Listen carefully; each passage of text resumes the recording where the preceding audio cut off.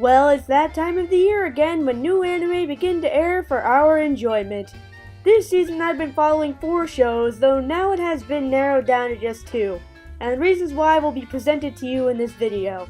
So what are these anime that I've been following and what do I think of them? Sit back, relax, and watch on as I talk about the anime that I've been following this winter season. Number 1. Pupa. Now, this is one of the anime that I've dropped, even though I've done multiple reaction videos on this already, mainly because of one reason. It doesn't have to do with the story, it doesn't have to do with the plot, it doesn't have to do with the characters, it doesn't really have to do with the animation, although it is kind of weird. It doesn't even have to do with the fact that this is a horror anime. It kind of just has to do with the fact that each episode is only 4 minutes long. Now, I'm not going to lie, I love Hetalia, and those episodes are only 5 minutes long, but this is a special case because this show actually has a story, while Hetalia was kind of just random insight into the characters' lives. And I honestly don't think I'd be able to sit waiting each and every week for this story to continue, only for 4 minutes. Speaking of the story, what the heck is going on? Like, they haven't explained anything, and I'm not even sure if that's just because of the, short running time or anything, but what the heck is going on? I might just have to read the manga, even though I'm not really a manga fan, because I want to know what's going on, because the story is actually pretty interesting, and it needs more of an introduction. I believe this anime needs, more of an actual episode series that aren't all, 4 minutes long.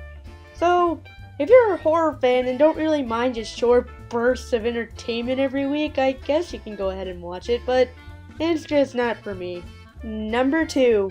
Magical Warfare. No. I mean, I don't think I've ever seen such a waste of potential. Ever! I'm dead serious. I couldn't even get through the first episode of this anime. It was that bad. And the premise was actually really interesting.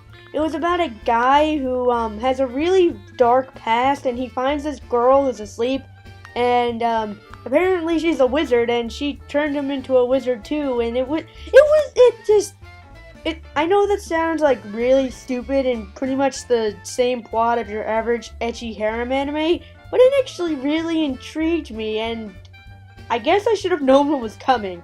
But then again, it had Madhouse's name attached to it, and Madhouse is really famous for making great anime, so I guess this is just the perfect example of why you shouldn't watch something just based off of the production studio. It applies towards countless numbers of anime that I probably couldn't even count on my hands, so just don't watch it, it's awful. Number 3, Nisekoi. And here I go again, being a complete and utter hypocrite, because the only reason I'm watching this show is because Shaft is the production studio behind it. Now, honestly, my experience with Shaft has been kind of mixed. For example, I really liked Puella Magi Madoka Magica, but it's not something that I personally enjoyed. It's kind of just something that I acknowledge as being really critically acclaimed, and I can definitely see why, and I don't think it's overrated, but it's not something that I personally liked. And then there was Bakemonogatari, which, I'm gonna be perfectly honest, it put me right to sleep. I could barely watch the first episode. I guess it just wasn't for me, but I like Shaft because their animation quality is normally out of this world, and their backgrounds are amazing and colorful and artsy. So I decided to check out Nisekoi. Now, Nisekoi translates into English as Fake Love. That alone is a pretty interesting title, and it's based off of a manga that I've heard is kind of like Romeo and Juliet meets the Japanese Mafia. That sounds pretty cool. So it follows a boy named Raku Ichijo, I really hope I pronounced that name correctly, who meets a girl who is half Japanese and half American named Chitoge Kurisaki, I think. I really hope I did not butcher that name.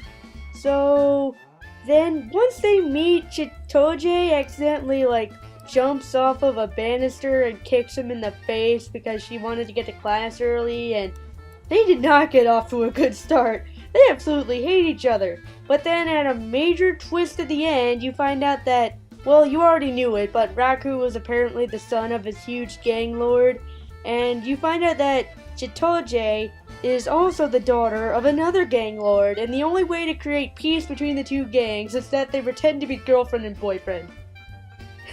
It's actually pretty funny, and I'm enjoying the show so far, so I'll be continuing to follow it, and I guess I'll post a reaction video on it every now and then. So, yeah, if you like romantic comedies, then I highly recommend this one, but if not, I kind of suggest you stay away. And the final show that I've been following this season is Noragami. Thank you, Bones. This show so far has been awesome. I have loved pretty much every minute of this show. I highly recommend this for anyone who loves action comedy. So, it follows a god named Yato. Boy, he wishes he were that famous.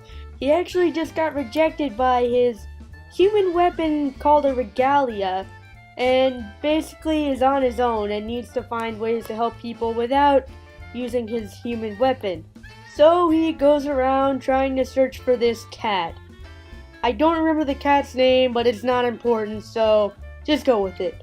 Along the way, he meets a girl named Hiyori, who saves him from getting hit by a truck. And because of this, she is slipping in and out of her body. Literally, like, her soul is kind of confused as to where to stay attached to, the real world or the other side, which is kind of where Yato comes from. So far, the story has remained interesting, and the characters as well. Although if I had to go for the best character, it would definitely be Yato, because he is the exact opposite of what you would think a god to be, and he is hilarious. Also, a quick mention of the first opening. It is awesome. Like, it's now my favorite anime opening. Go check it out, and while you're at it, check out this anime. It is really worth watching. Well, that's it from me. Please like this video and subscribe to my channel if you feel so inclined, and what anime are you guys following this season? Be sure to leave that in the comments section. Until then, this is HS Media Nerd, and I'll see you guys next time.